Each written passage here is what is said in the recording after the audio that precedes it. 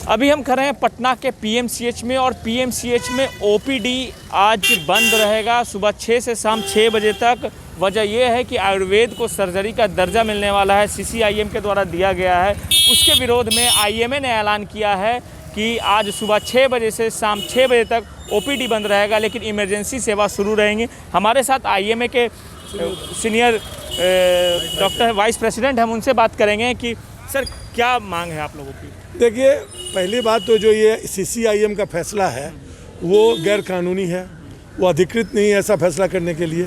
दूसरी बात, ये अनइथिकल है, ये नीतिगत नहीं है, अवैज्ञानिक है, क्योंकि विज्ञान इजाज़त नहीं देता है कि आप पढ़िए जड़ी बूटी का साइंस और इलाज कीजिए मॉडर्न मेडिसिन के दवाओं से। यानी सर्जरी नहीं करने का, सर्जरी नहीं कर सकते हैं वो लोग। अगर सरकार को ऐसा ही सर्जन की ज़रूरत है तो सारे आयुर्वेद मेडिकल कॉलेज को बंद करके वहाँ पर मॉडर्न मेडिसिन की शिक्षा शुरू कर। दिक्कत क्या है सर आप लोगों को? हम लोग कोई दिक्कत नहीं है, हमारे भाई हैं वो दूसरे विधा के हैं और उनको भी मॉडर्न मेडिसिन पढ़ाना है तो पढ़ाइए।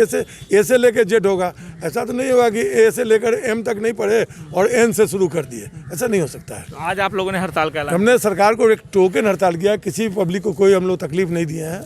इमरजेंसी खुला हुआ है, कोविड का इलाज। हम ओपीडी तो बंद है आपका? ओपीडी बंद है, उसके थोड़ा सा लोगों को एहसास तो करना ही पड़ेगा। लेकिन इस कोरोना काल में मुश्किल से इलाज हो रहा है और ओपीडी बंद नहीं। ओपीडी कोरोना काल का, ये कोरोना से ग्रसित कोई भी रोगी अगर होगा तो फ्लू कॉर्नर खुला हुआ है, जो ओपीडी ही एक ढंग का है, वो उन लोगों के लिए खुला हुआ है। तो अब आपकी मांग क्या है? मेरी मांग है कि सरकार वैज्ञानिकता को जिंदा रखे और हर विज्ञान को, अगर कोई विज्ञान है आयुर्वेद में, अगर कोई विज्ञान है तो आयुर्वेद को विकसित होने दे। आयुर्वेद का एक भी डॉक्टर को आपने देखा है जो जड़ी भस्म से इलाज कर रहा है? पढ़ता है जड़ी भस्म और लिखता है वो अंग्रेजी दवाएं। ये कितना बड़ा है, नाम तक नहीं लिखने आता है दवाओं का। वो लोग नाम तक सही ढंग से नहीं लिखते हैं, इलाज क्या करेंगे? सिम्टम कहाँ से जानेंगे वो?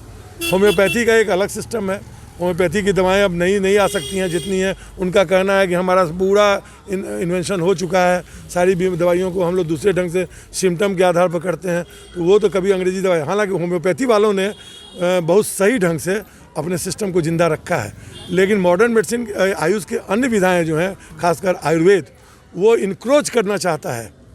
कुछ लोग जो है, चूँकि आयुर्वेद हिंदुस्तान की चीज़ है, कुछ लोग चाहते हैं कि मॉडर्न मेडिसिन को ख़त्म करके आयुर्वेद को ही जो है वो सभी दुनिया की सारी चीज़ें जिसमें घुसा करके जो है उसको एक फ्रंट में लाया जाए। ऐसा हो नहीं सकेगा। तो आईएमए से डॉक्टर अजय थे, हमारे साथ डॉक्टर सुनील हैं। सर आप कहाँ से हैं sir? Doctor Sunil, secretary IMA Bihar, Patna से हैं। ये भी आईएमए से हैं। सर आप बताइएगा, ये जो जिस तरह से आप लोगों ने स्ट्राइक किया है तो मरीजों को दिक्कत? ये सरकार का अविवेकपूर्ण निर्णय है और पूरे देश के में आईएमए इसका जो है विरोध कर रहा है और विरोध प्रदर्शन करने के लिए आज 12 घंटे का हम लोग ओपीडी सेवा, बाह्य रोगों के मरीजों को इमरजेंसी छोड़कर और कोरोना कार्य को छोड़कर बाकी ओपीडी सेवा को हम लोग बंद किए हैं, कार्य बहिष्कार कर रहे हैं। सरकार अविलंब इस निर्णय को वापस ले। सरकार अपनी कमी को छुपाने के लिए डॉक्टरों को जो है सो की संख्या को भरपाई करने के लिए दूसरे कोर्स के डॉक्टरों को डॉक्टर बनाकर जो है सो समाज में प्रस्तुत करना है कि हम हेल्थ फॉर ऑल जो है सो प्रोड्यूस कर चुके हैं। आयुर्वेद से सर्जरी होगी तो दिक्कतें किनको होगी? ना तो आयुर्वेद में आपने किसी बेहोशी की दवा का नाम सुना है जो आयुर्वेद में है? ऑपरेशन के पहले प्री ऑपरेटिव मेडिकेशन होता है, उसकी कोई दवा विकसित नहीं है आयुर्वेद में। तो क्या आज 21वीं शताब्दी के लोगों को 18वीं शताब्दी में होश में जो है सो उनके ऊपर चाकू चलाया जाएगा? तो सरकार गरीब मरीजों के साथ, गरीब जनता के साथ नाइंसाफ़ी कर रही है। अपने डॉक्टर की कमी को छिपाने के लिए दूसरे विद्याओं के लोगों को विकसित करके और डॉक्टर के रूप में दर्जा देना चाह रही है।